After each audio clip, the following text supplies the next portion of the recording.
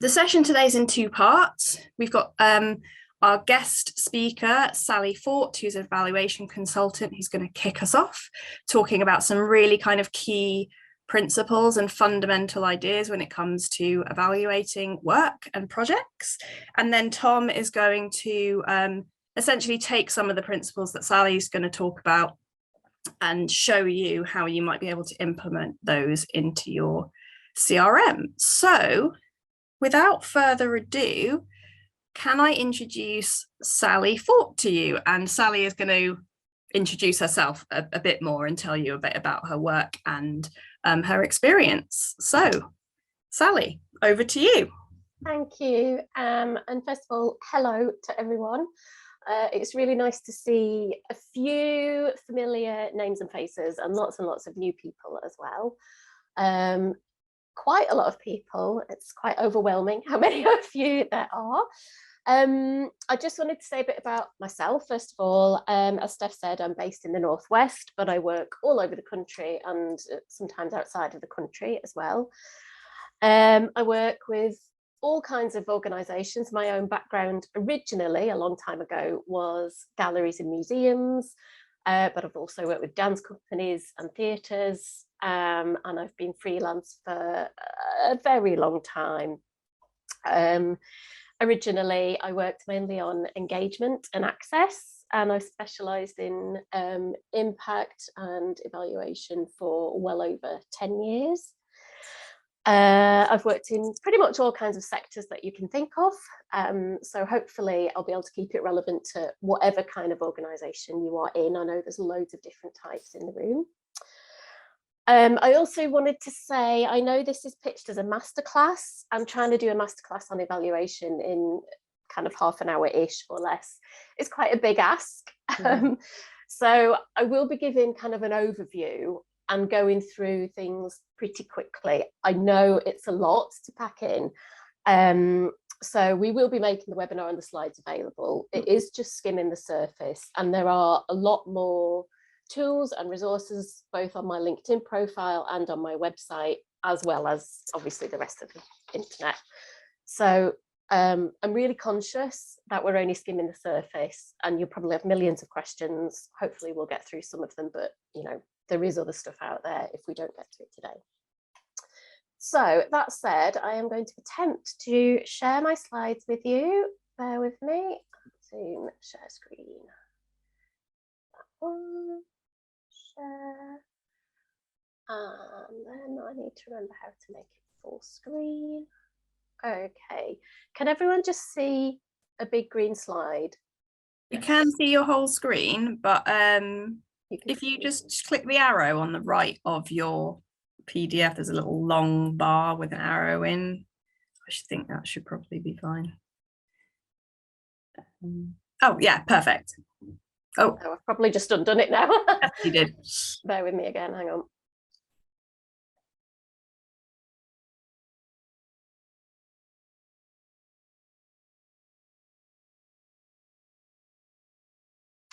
Disappeared now.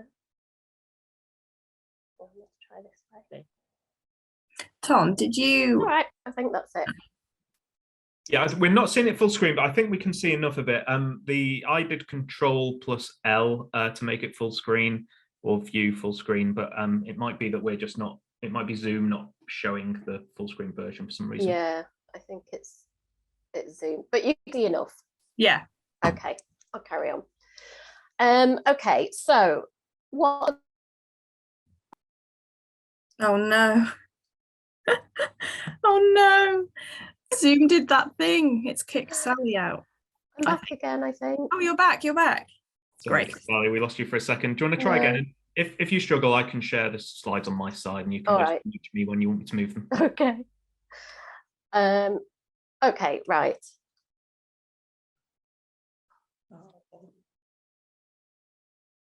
I'll tell you what. Let me come out of that, Tom. Maybe you share them, and I'll talk. Right, will do. Just let him know when you want him to move. Okay.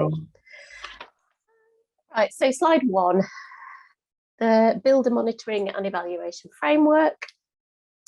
So I wanted to talk you through a system that you can use that should cover whatever you're doing and however you're working. I'm going to talk you through it step by step, and at the end we'll look at how it fits together with your as a full evaluation plan, but also for those of you that are NPOs, how it links to that. And also then I'll hand over to Tom and he can tell you a bit about how you can use the GoodCRM to kind of catch and do all that data collection and information. But I wanted first of all to reassure everybody there is just no such thing as perfect evaluation. There isn't. So no matter how much you stress about it, no matter how much you worry that you're not doing it right or that you can't do it all, please don't panic. Nobody can. There just is no way to do it. There's only the best that you can do with the resources you've got, and that's fine. And it's better to do a little bit really, really well than to try and do everything for everybody on all the work that you're doing. So, okay, Tom, next one. Some of you may have come across this before because there's so many people in the room and you'll all be at different kind of places with what you're familiar with. But essentially, this is what's called a theory of change. And this particular kind of theory of change is a logic model. So where you see inputs, activities, outputs, outcomes, impact, that is a logic model. This is usually the basis of any funding application that you might get asked to do. Somehow or other, this will be the information you're asked for. It might be called something else. It might look different, but essentially, this is how funders ask for your information. It's also the basis of how they will more than likely ask you to report back. And handily enough, it's also the basis for how almost all evaluation is done. So in an ideal world, that all dovetails together nicely. The inputs, as we'll cover, are kind of just your resources. That's a fairly straightforward thing to talk about. The impact on the far left, that is the really big picture stuff that people get a bit stressed about evaluating. That's like basically how you're going to make a difference to the world, and it feels quite intense to try and think about how you would evaluate that. And so the short answer is we don't evaluate that. We assume that if you do all these other steps along the way, the impact will just drop out at the other end. And your bit of it is only a small part. There are lots of other organisations and people doing their bit. So we focus evaluation in the middle, which is much more doable. I've also talked about the story of change. So the story of change is the version of this diagram, this roadmap that you might tell at the other end of your work. So it's kind of the reality of what happened rather than what you thought was going to happen at the start. And there is always a difference. Things always change. Okay, Tom, thank you. Oh, we're doing well here. So the two ways of working that will cover everything, no matter what your focus of work is, are these. Either you will have a plan, and more often than not, especially if you're doing a funding application, you will be asked for a plan.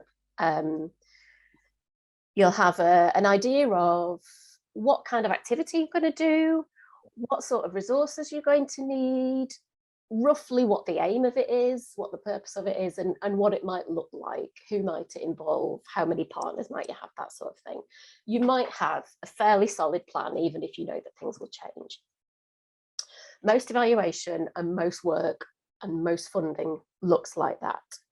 However, if you're lucky enough to get much more open-ended funding, which is often what a lot of people actually want, but is harder to get, it might be much more research and development focused. It might be much more, we think we're going to try these things out. We think we're going to see what happens. We don't exactly know.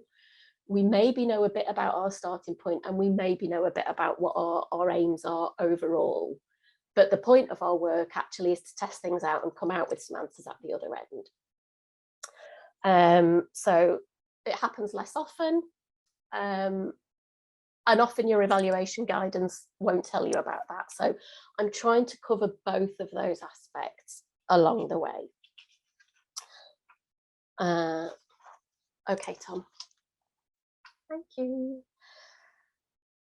So on the next few slides, I'm going to break down that theory of change. And in that kind of bluish turquoisey section, if you have a plan, it's going to look something like this with examples here.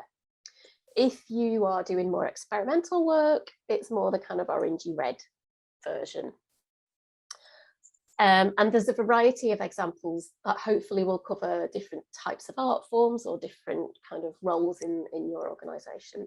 But the impact is a really significant change. It's the really big stuff that you are probably only one player in or contributor towards. You're probably not going to achieve it all on your own. And it's this big picture stuff that I've said, you know, we might have a pollution-free town, or that young people are happier. It's got to be a change. Something must be different, and it's pretty large scale. Okay, next one, Tom.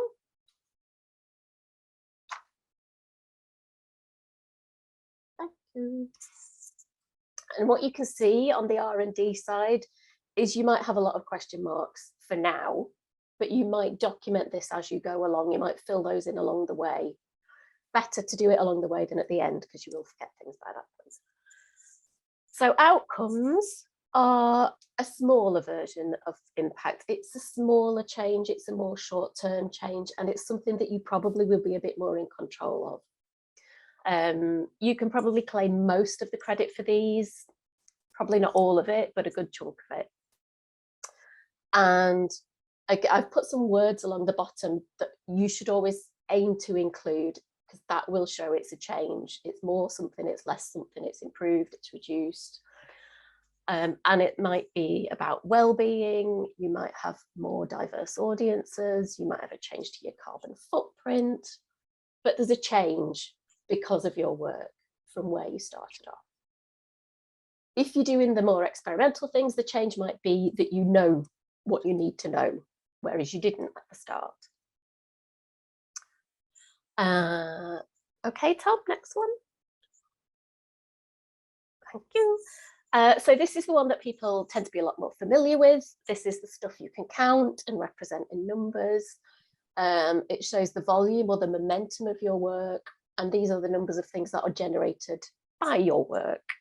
So they kind of fall out of the other end as you do the work. So this is your audience numbers, might be the number of performance, the tour dates, the amount of money that you've raised. Could be anything, could be the engagement on reach and social media. And again, if you're in R&D, you might have a bit of an inkling of what some of those things might be, or you might not, and you're documenting that along the way. Get to the speed. Yeah, okay, Tom. Steph, will you keep an eye on time for me, please? Yeah, you've got more than half the time left. Lovely, that sounds about right. So activities, this is the easy stuff generally, especially if you have a plan. You know what you want to do pretty much. Things might change, but you've got a good idea of what it's going to look like. Again, with R&D, you might have a vague idea, but things might change along the way, especially if it relies on, say, consultation with a community group, or you need to have meetings in a network or a consortium or with partners. So again, those things you might fill in along the way.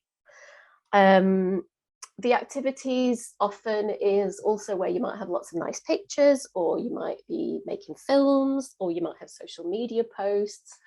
It's kind of the bit that everybody documents and illustrates naturally, automatically by default. I will say that on its own doesn't make it evaluation. It's part of it, but it's not enough on its own without all the rest of the story. Okay, Tom, next one. Okay. So this is a bit more straightforward as long as you know what your resources are, which again is making an assumption and is not always the case. But you will generally know roughly what you need. You know you'll need a budget, you know you're going to need the space, the facilities, the people, the equipment. The other thing that's really useful to include in this are things like the assumptions that you're making. are you assuming that if you do this kind of work, these sorts of people will come, or these kinds of outcomes will happen, or I don't know, that the weather's going to hold, whatever it might be, but you're making assumptions about the kind of work that you're doing leading to a specific kind of result. It's also really helpful, even though it doesn't seem like a resource, but it is an input, which is one of those jargon words, but it means the stuff that goes into it. It's helpful to think about a list of the barriers or the challenges that you foresee coming up, because often that gets forgotten about in the planning stages. And it's really helpful to have that there to start with, partly so that you can try and circumnavigate it, and partly so that you can keep an eye on it and what you're learning about those things as you go along. And then the other thing to include there is your values. So those things that you will not compromise on, no matter what you're being asked to make difficult decisions about. What do you know you want to hold firm no matter what? So those last ones are the ones that tend to get left out of that bit of the kind of the document or the story or the map or whatever you want to call it. And again, as before with the R&D, some of those details you might fill in along the way. But I think do start off with a list of those kind of assumptions and barriers and values, even if everything else needs adding in later. Then at least you've all got that kind of shared understanding of what your starting point is. So those are all the things that you will normally see on a theory of change or a logic model. There is one thing that almost always is left off, any evaluation model you will see, but is, I would say, the most important thing, and without it, it isn't evaluation. So Tom, next slide. This bit. So we're always really good at kind of going, oh, what we did was great, and this many people took part, and we raised this amount of money, and look at all these great photos and the film that we made. And 9 times out of 10, we forget this bit that is the most important bit, is what have you learned from all that? What have you learned that can make it better next time, that can make your resources go further next time, that can do all the people involved more justice or improve how you do it so everybody's not exhausted? What about those assumptions that you wrote down at the start proved right or wrong? And inevitably, when you listen to all the feedback that you collect, people will tell you things you didn't know you needed to know. So what have you discovered that hadn't occurred to you in the first place? And for me, that is the best bit to really go to town on with your evaluation. Everything else is monitoring. Everything else is just, we did this, we did this, we did this, we did this. So please, please, please, even though you don't see this often in evaluation guidance, please include it. And I will say as well, I have worked with most of the big funders and produced reports for clients who have had their funding, and I have been fair but honest about things that have not gone to plan. And the funders every single time have come back and said, we don't normally see that. It was so good to have it in there as an honest reflection. It's so helpful to know what you've learned. So yes, put all the good stuff in, of course, but don't be shy of saying, oh, and actually we discovered this, because it will save money for somebody else. Somebody else doesn't need to make those same mistakes. Somebody else can benefit from what you've gone through. Sally, I was just going to add to that as a fundraiser, from a fundraising perspective, leaving room for something that still needs to be done, or learning that you have taken from this project and you can then apply in a next project, is perfect to mention in an evaluation, and then ask the same funder again for money to work on the things that you learned or were challenges the first time around. So it kind of perfectly lines up a new funding application. Whereas if you kind of say, I've done it, we did it all, it was brilliant, you know, we've solved the world's problems, then why would the funder need to give you any more money to do anything else? So yeah. And also it means you've got evidence of that ask, because funders will often say, you know, how do you know that this thing is needed? Well, if you've put that in your last evaluation report, it's pretty obvious. Yeah, exactly.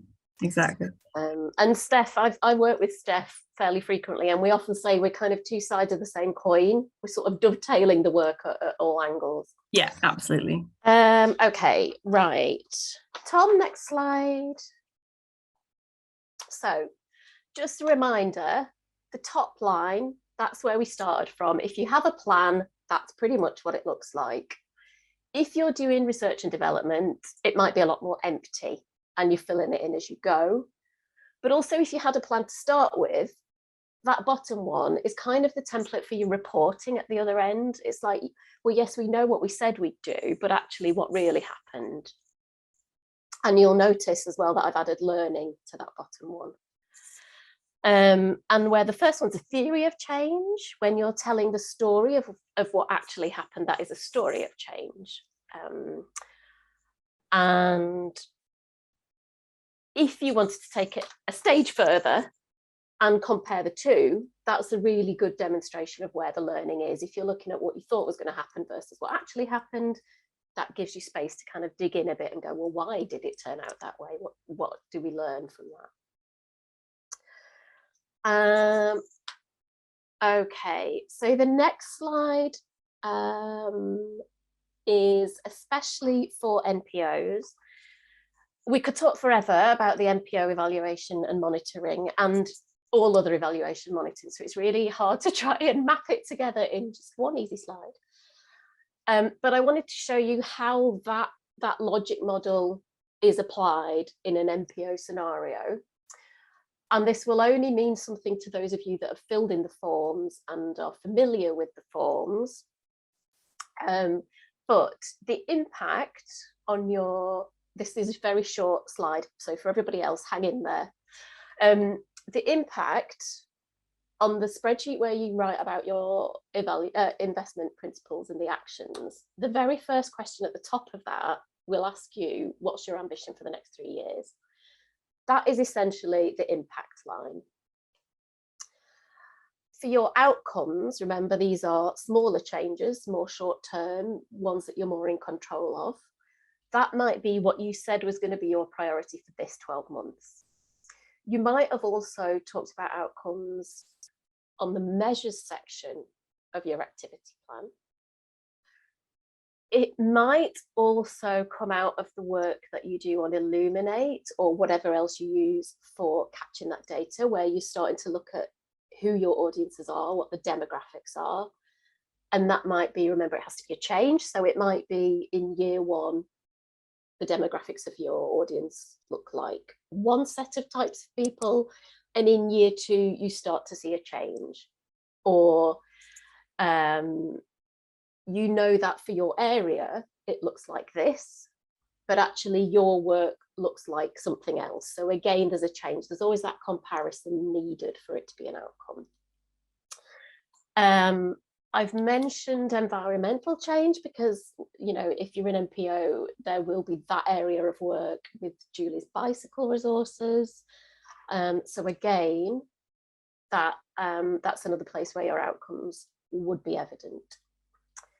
The outputs in all of your documentation, in your actions under investment principles, you will see some of those. You might have said, we're going to do board training, we're going to develop whatever.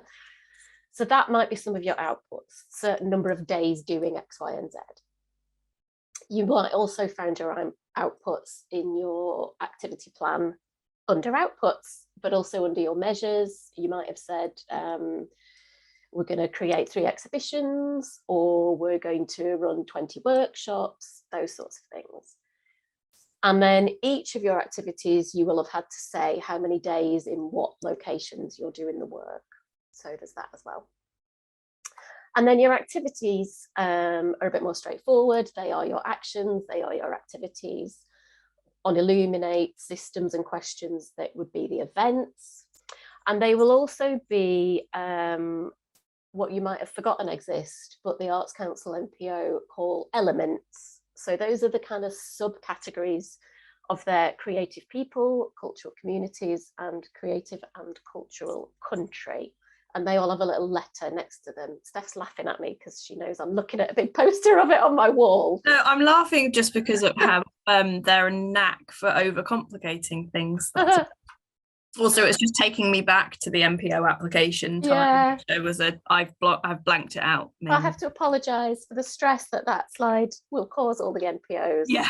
But, you know, we all know it's got to be done. So there we go.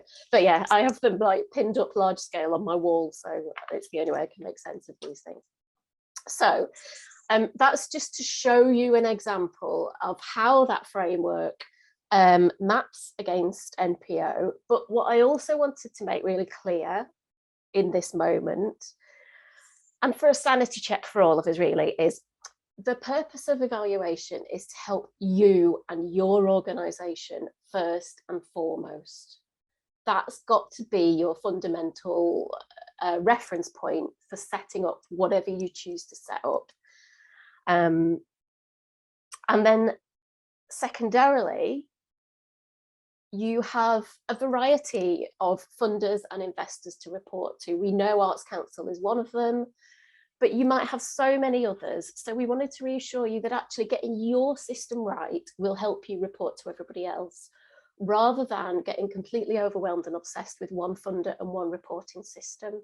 So please do what's right for you and fit it into other organisations' ask, first of all, which I know is a lot easier, more easily said than done, but I want to reassure you that it's the right thing to do.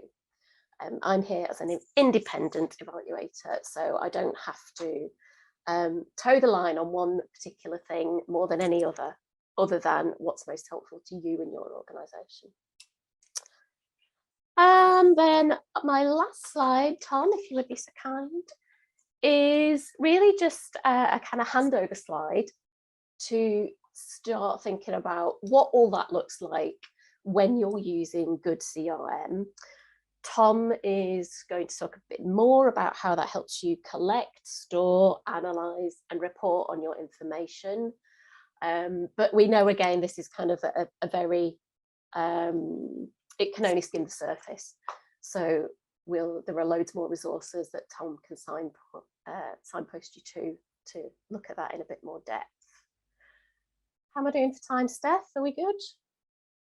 Yeah, we're just coming to the end of the stuff. Yeah. Okay, that's where I wanted to leave that bit of my section and hand over to Tom then. Thank Brilliant. you for bearing with that whistle stop tour. Thank you so much. And yeah, if anyone's got any questions, pop them in the chat, but I will probably come to them at the end after Tom's shown you some things live on the system. Because nothing's come in immediately. So yeah, Tom, if you want to queue up your bit, and then yeah, anyone who can think of any questions, pop them in the chat and then we'll come to them at the end. Well, first of all, can I just say a massive thank you to Sally for that wonderful wonderful section, which I have to follow. Why I put myself after Sally, I don't know. But I'd certainly like to, I suppose, follow on from Sally's last slide there and look a little bit at how we can make use of GoodCRM to realise some of this data capture that's all important to this process. And just like with, as Sally said, there's so much that we could potentially cover. And I'm actually going to stick to a fairly simple example, which I will take you through, something actually inspired by Sally and a session we did around this previously. But I will try and signpost you to a few other resources as well that will help with more general data capture within the CRM and best practice and things like that. Okay, so with all that said, I'm going to go ahead and try and share my screen again, and hopefully the combination of sharing and talking doesn't overwhelm Zoom too much, but we will see.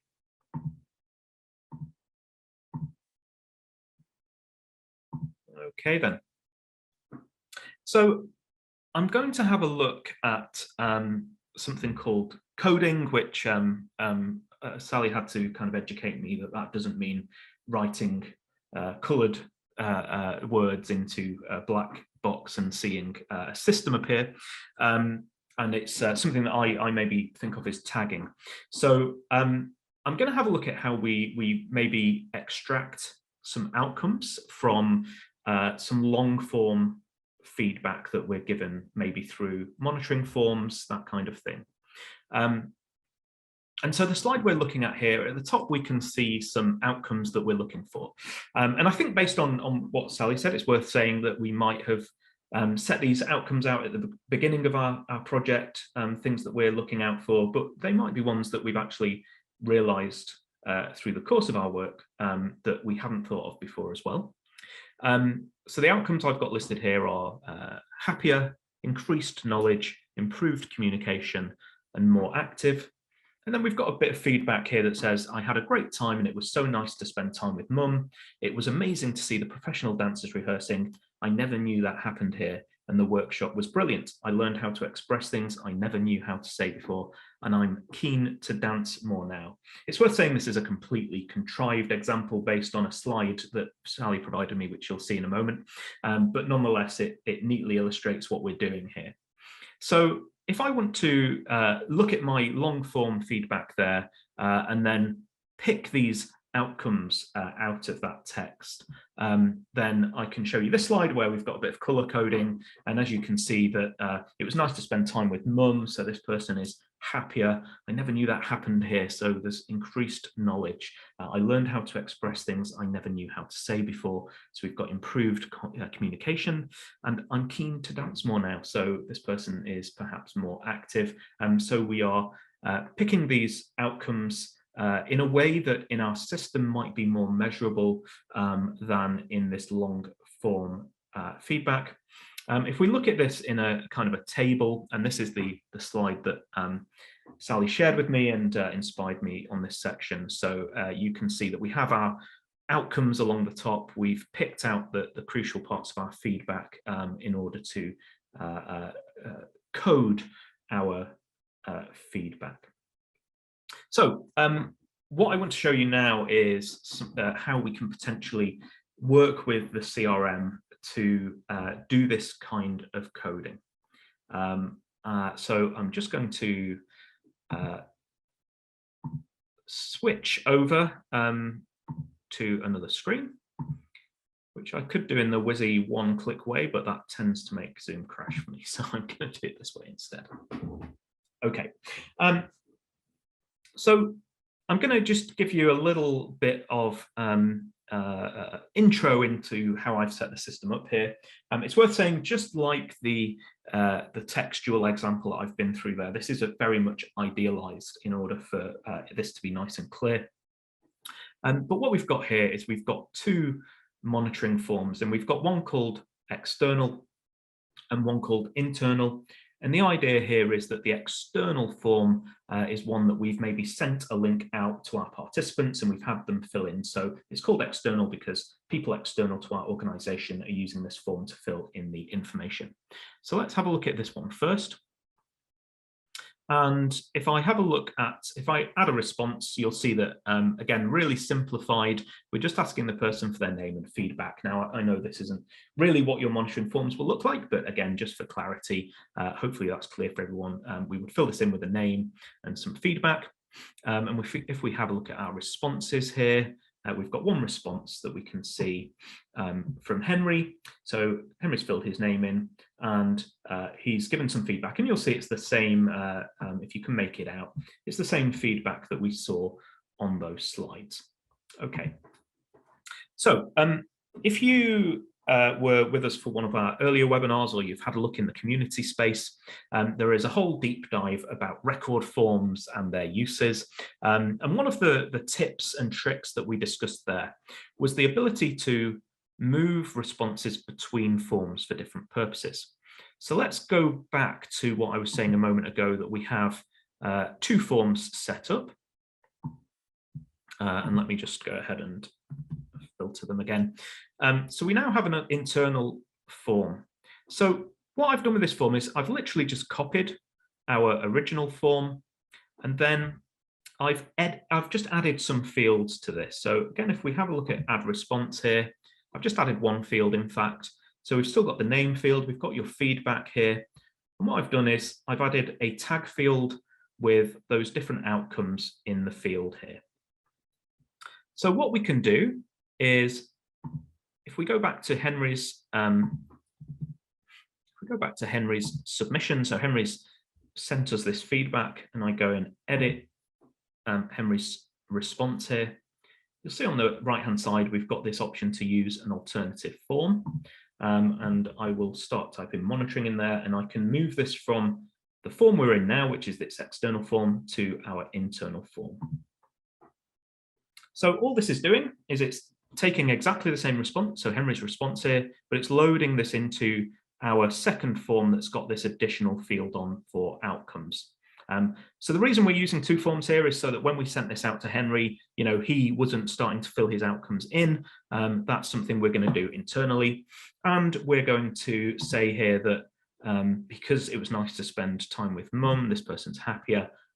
Because they didn't know that this space was used in this way, they increased knowledge.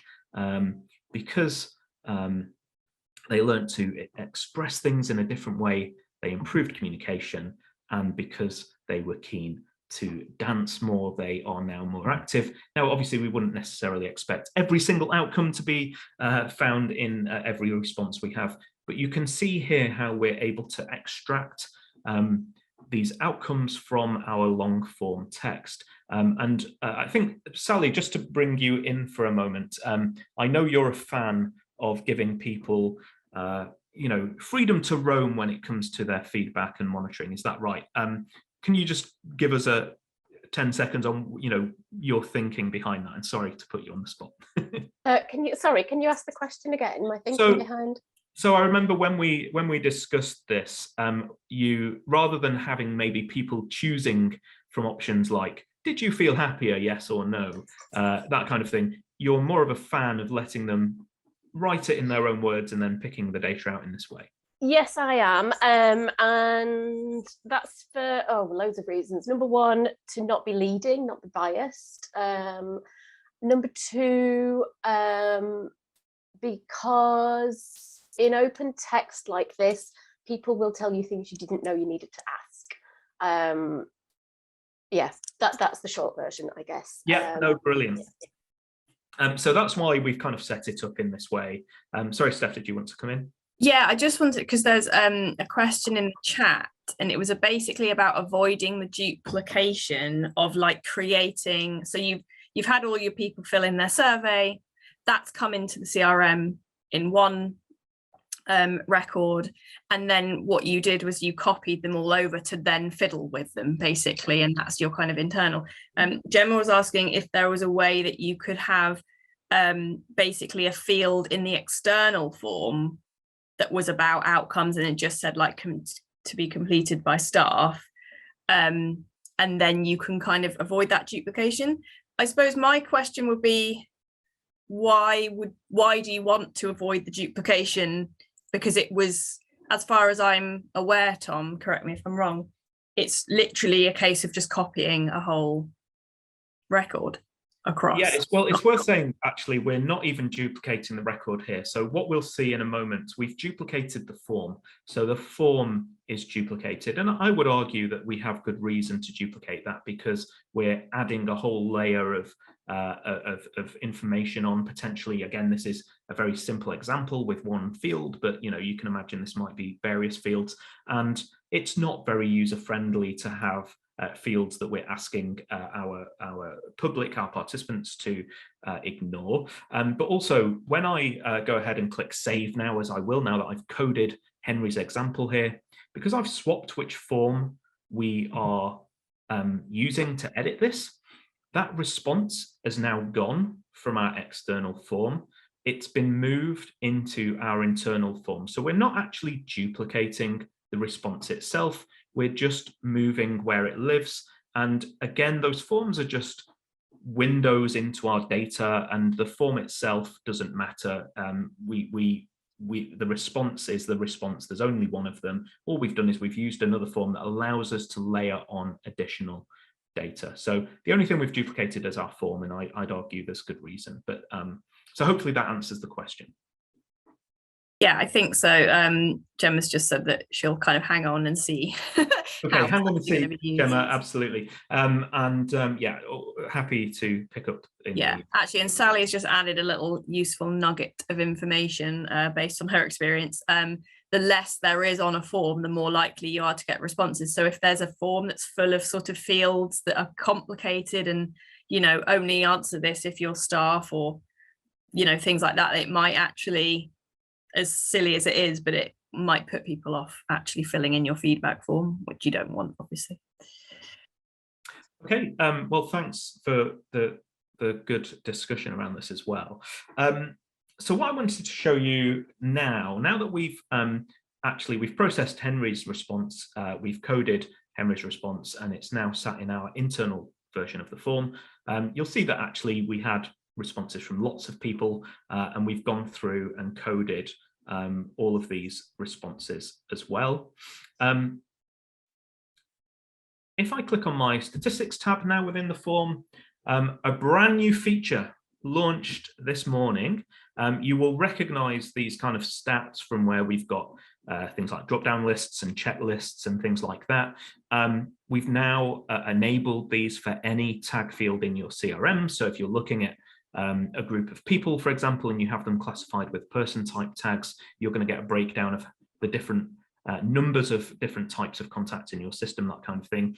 And in this case, we're using tags for those outcomes. And so we can see the numbers of instances of particular outcomes that we've identified, and we get the percentages as well. We can also, if we wish, filter using those tags. So if I was coming back to my responses and I wanted to find, maybe I'm looking now for more kind of qualitative data, and maybe I'm interested in anyone who maybe was happier as an outcome. So I can now filter that and find all the people who we've coded as being happier, and we can then maybe browse through and get some anecdotal a narrative to add to our reports and that kind of thing as well. Okay, have any other questions come in around this particular section? No, but I actually had a question for Sally, which was in the example that Tom's just shown, in the statistics, it's kind of funny when you're not asking leading questions in a feedback form. Obviously, people aren't then saying like, oh, they're not, the question wasn't, did this event make me happier? It was, what's your feedback on the event? Which obviously means that with these stats, you've got 34% of people said the event made them happier. When you're then using that in an evaluation, it doesn't actually sound that great, because then you're thinking, well, 66% of people, it made them unhappy maybe, or it didn't make them happier. Is there a way of getting around that without asking leading questions? Or I'm just really interested in how we might present this type of information in a positive way. Yeah, so what you would talk about is the percentage of comments. So it's not the number of people, it's these were the highlights that have been picked out of our comments. Perfect. And all of the comments, the highlight that 34% referred to was the happiness, so it's about a kind of the representation of comments, not that two-thirds of people were not happier. Yeah, I suppose you could also amalgamate all of these, so you'd add up 15, 7, 13 and 9, come up with that percentage of out of 44, and then say X percentage of people either said they were happier, improved communication, increased knowledge. So you're basically saying a large percentage of people who came to this event got one of these outcomes out. Yeah, exactly. Which is great. Okay, yeah, because there's 100% of comments represented there. Exactly. It's just of those 100% of comments and outcomes, this is what the breakdown looks like. Perfect. No, that's great. Thank you. We have had another question from Joe saying, will this show all people who have completed a form? Presumably we can also look for specific groups of people, i.e. those who attended a specific event or we worked with in a specific year. Yeah, absolutely. So as mentioned, this is a very simplistic example here, so as not to muddy the waters. But these statistics are also available through our segments, and segments are much less one-dimensional than just looking at records. So I suppose two levels of answer to that question. First of all, any other information we've captured within our record form. So maybe after we've had a response, we have connected responses to a particular event or to a particular practitioner or a theme or whatever it might be. In the same way, I was able to filter by my outcome when I was looking at the responses. We can filter the statistics by an outcome, but we could also filter by any connection or tag that we've got in there. And that's all within record forms. And then, as I say, within segments, we have the additional benefit of being able to chain those segments together.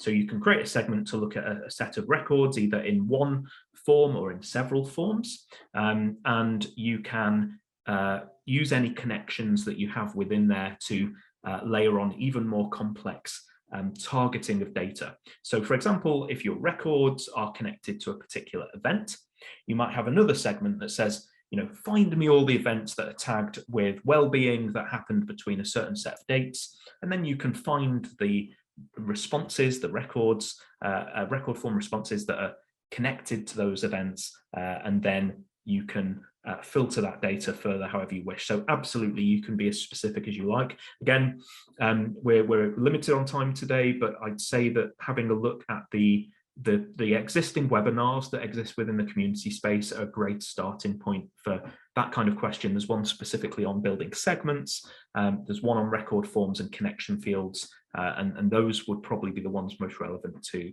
that question. Great, thank you. I know, Tom, you were going to mention something to do with MPO as well. Yeah, absolutely. So I'm just going to say one last thing about our data, which is just to reiterate another message. And again, I'd signpost people to those prior webinars to get all the details of this. And I think this I suppose is linked to that last question as well, which is obviously monitoring data that you're getting from external people in particular is likely to live within that records section. But that question of how you use the wider data in the system, I think is really important as well. And my rule of thumb is always to record as much about what's happening in the real world in your system and to mirror that as much as possible. So for example, if this is to do with an event, then have the event in your activity section and have the people that attended that event, those participants connected to it, have your tags connected to that event so that you can, again, zoom into this data. Don't just rely on tagging everything. Use those structures within the CRM to connect your data, because it gives you so much more flexibility when it comes to reporting on things like this. And again, I'd refer you to those other videos to get a bit more of a deep dive on that. Yeah, in terms of a little mini announcement, thanks for the prompt, Steph. As we said, we've just launched that ability to look at statistical view on tags today. We've been working with Sally to come up with some forms that are going to help MPOs capture the data in the way that they need it in order to fulfill the reporting requirements of the various MPO systems. And we will be actually building those forms as templates into the CRM so that you'll be able to add those forms immediately to your system by clicking a button. We're waiting for the dust to settle on the final questions that the Arts Council want us to answer in the specific options on those forms. But as soon as we have all that finalized, we will be sending an email around to say, right, you can go and immediately install a form that's going to ask all of the questions in a format that we think is best to accommodate that data. And it's worth saying you can, of course, then go ahead and make changes to those forms to suit them around your specific and wider reporting requirements as well. So you heard it here today first, folks, and more news to follow in newsletters, in our community, goodcrm.co.uk/the good place if you're not already in the community. Okay. And also, actually, if you're not already signed up to our newsletter, I can't remember if people get signed up automatically when they're clients. No, if you are a client user of the system, you will be signed up automatically. You can, of course, unsubscribe. So if you, for any reason, aren't subscribed, do head over to goodcrm.co.uk. Yeah, just because we release info about new features and things like this in the newsletter. Sorry, Steph, that's goodcrm.co.uk/subscribe. Okay. Okay, plugs over. Actually, Rebecca from Bright Sound had a question earlier about whether you need to enter monitoring data into the CRM, into GoodCRM, and Illuminate. Sally? I am ready to take that one. I had spotted that. Perfect question, Rebecca. So the answer is you can download it from GoodCRM and upload it to Illuminate via the medium of a spreadsheet. Illuminate requires you to use it to report quarterly. So as long as you've banged your spreadsheet over there, job done. Great, thank you. Gemma is just asking, we're using the Impact and Insight Toolkit and their forms, and then there's our forms, and it feels like there's a lot of forms. Yep, I can take that one too. So Gemma, Impact and Insight is different to Illuminate. Illuminate collects your demographic information, and it is mandatory that you do those quarterly reports. There are some exceptions depending on the kind of work you do, but it's still mandatory that you're going to use it for other things. So there's no getting away from it. You have to use Illuminate to upload your data at some point. Impact and Insight is completely optional. If you already have an evaluation system that does everything you need it to do, you don't need to go anywhere near Impact and Insight if you don't want to. So as far as if we will collect that data on GoodCRM, we've kind of left it hanging depending on if there's a need. Because if you feel like you're already collecting everything you need to, maybe you don't need it. The other thing to know is Impact and Insight, the purpose of it is to monitor the quality of your work. Some of the statements it uses can be outcomes, but not all of them are. So it's like, it's kind of a whole other kettle of fish, really, whether you want to use Impact and Insight, because you don't have to, and whether you want to see it on GoodCRM if you do decide to use it. But if the answer to all of those questions is yes, then I'm sure we will make it happen. And again, download a spreadsheet from GoodCRM and upload it to Impact and Insight. Yeah, I think the key is what you were saying earlier, Sally, about you collecting the information in the way you want to do it into your CRM to be able to get out of it what you need for not just one funder, but just generally your own evaluation of your own work. And then essentially the Illuminate platform and the other platform Arts Council are using it's just reporting to them. It's not starting a whole new thing again. Yeah, kind of thing. And I think it's, I can't stress this enough, and I'm not saying don't use it, because you absolutely should if you want to, but I can't stress enough, you do not have to go anywhere near Impact and Insight if you don't want to. And the only reason I'm stressing that is because people haven't got that message through yet. I've got a lot of people worrying about like system overload, that they have to do so many things on so many things, it's too much. So yeah, just to say, by all means use Impact and Insight if it's right for you, but you absolutely don't have to if you've already got enough that you're juggling and you're doing that job somewhere else already. Yeah, Ian's just clarified something, that actually as a CPP, again, sorry if that's not it, as a Creative People and Places project, they do have to use Impact and Insight by reporting at least 4 events or activities per year. So just to clarify, we were just talking about MPOs. If you were under the MPO funding agreement, it's not mandatory. Yeah, CPP's reporting needs are a different set of mandatory and not mandatory, and the same, I think things might be slightly different for the other agencies as well, but just for an MPO delivering your art stuff as we know them, that's how it stands at present. Yeah, the Insight and Impact Toolkit. Emma from Festival of Thrift has just said she'd be interested to learn more about gathering that type of data through GoodCRM. Would you do it in a very similar way to what Tom's shown, or is it just too different? Does it just need a completely different approach? You could do it that way, or because there are set statements, it gives you a bank of about 95 statements that you can agree with or not to a different extent. So in terms of how you structure the questions and answers, it's more of a rating scales thing. You kind of, here's a statement, score it from 1 to 10, depending on how much you agree with it. So would that be like, basically, it wouldn't be coming from like a fairly open-ended feedback form? You have to collect that data, you kind of do have to spoon feed or lead. They are leading questions, basically, aren't they? Yes, yeah, they are. And okay. There is a place for those. I'm not saying that. It does a different job. But yes, they're not open questions. And especially if you then wanted to compare it with how other people are using an Impact and Insight, you have to ask the questions in the same way, because you have to be able to see the answers in the same way. Yeah, no, I see. Great. Any more questions from anyone? Yeah, you're right. Oh, is someone Why? on? Oh, someone's unmuted.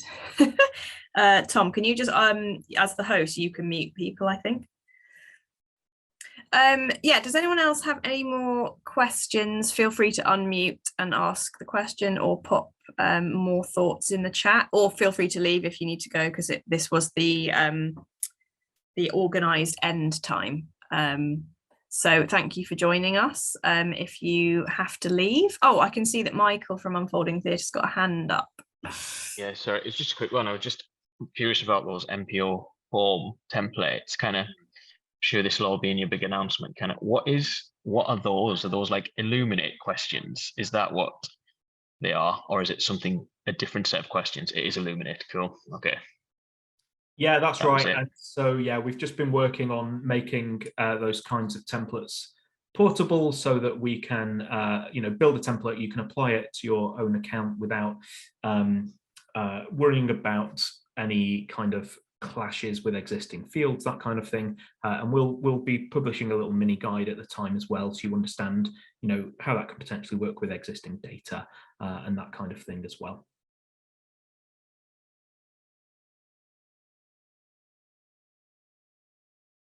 Great. Anyone else? Aisha.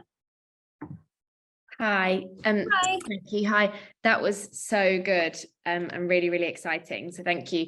I'm aware people don't want more meetings in their diaries. And I know you've got the GoodCRM, Tom, but I was just thinking about whether there's a kind of opportunity while we're all starting to use it to get together again, in terms of a bit of a working group, or some kind of, just a bit of a kind of support group in terms of, we're using it this way. So I'll just kind of put that into the space and see what people think.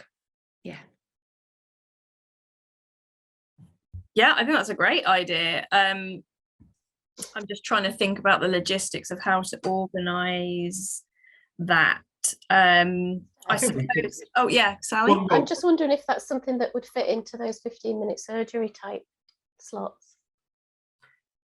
I think the 15-minute surgery slots are really useful for kind of one-to-ones, because they're quite short.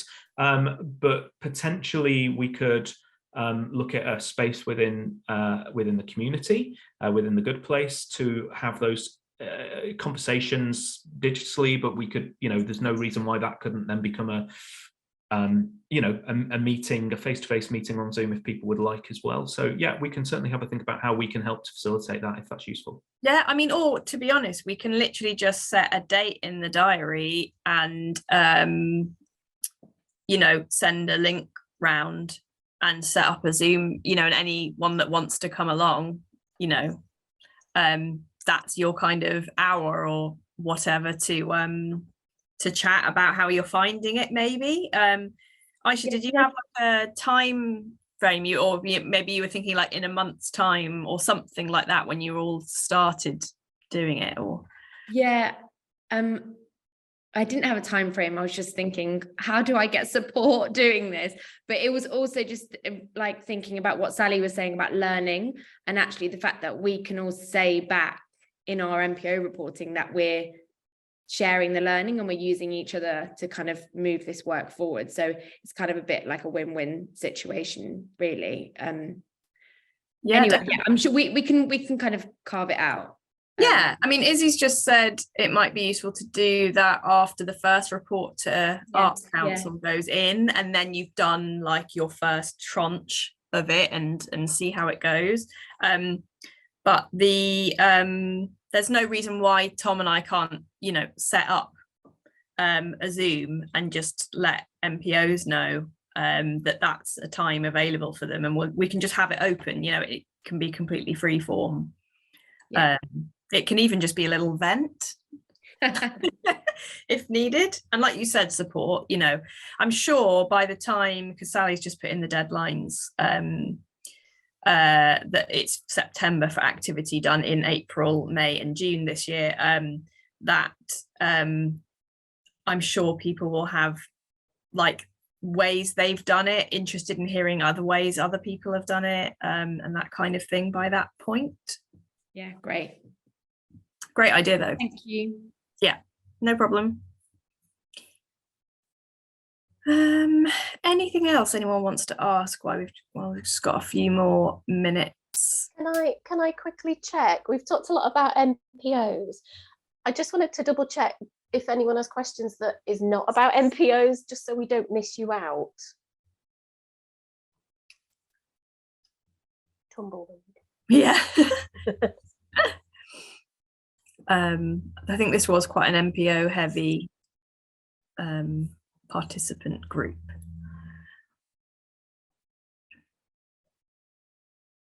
No, obviously not. Well, that's a testament to your clear explanations, Sally, and yeah, maybe less so mine, but there we go. So, well, I guess in that case, thank you ever so much, everybody, for attending. Thanks again to Sally for that excellent presentation. As usual, this is going to get put up to the Good Place, and we will send a email round to all attendees once that video has gone live.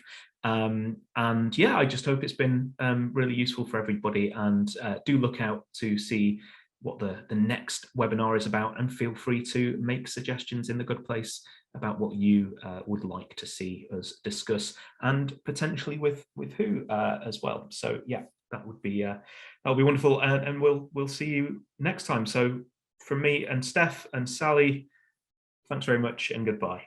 Thanks everyone. Bye. Bye. Thanks for coming. Thanks everyone. Bye.